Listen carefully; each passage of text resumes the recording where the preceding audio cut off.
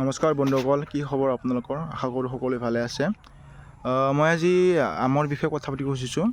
হয়তো বতৰৰ পৰিৱৰ্তন বা আপোনাৰ জলবায়ু বা বৰষুণ নোহোৱাৰ কাৰণে হয়তো বিভিন্ন ঠাইত আমাৰ বিভিন্ন বন্ধুসকলে জনাইছে যে তেওঁলোকৰ ফালে আম বেছি লগা নাই। হয়তো 50% গছবিলাকে আপোনাৰ এতিয়া মলিয়াইছে, কিন্তু কিছুমানৰ মলিয়াইছে কিন্তু আপোনাৰ আম ধৰা নাই।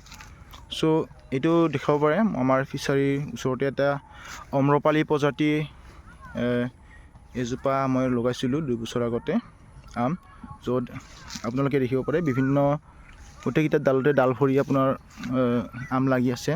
আপুনি চাব পাৰে গোটেইকেইটা ডালতে ডাল ভৰি লাগিছে। মই গোটেই গছজোপা বহুত হৈ গৈছে, প্ৰায় 12 পৰা 15 ফুটৰ ভিতৰত হ'ব গছডাল।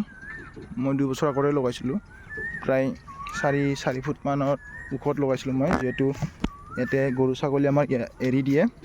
চাওক ওপৰতে আপোনালোকে চাব পাৰে, ওপৰতো আপোনালোকে দেখা পাব, ওপৰতো দেখা পাব আপোনালোকে, ওপৰতো আম লাগি আছে, ডাল ভৰি লাগি আছে পূৰা।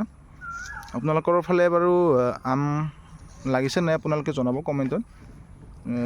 আপোনালোকৰ আমৰ গছবিলাকত আপোনাৰ ঘৰত যিবিলাক ৰুইছিলে আম লাগিছে নাই কমেণ্টত জনাবলৈ নাপাহৰিব বন্ধুসকল।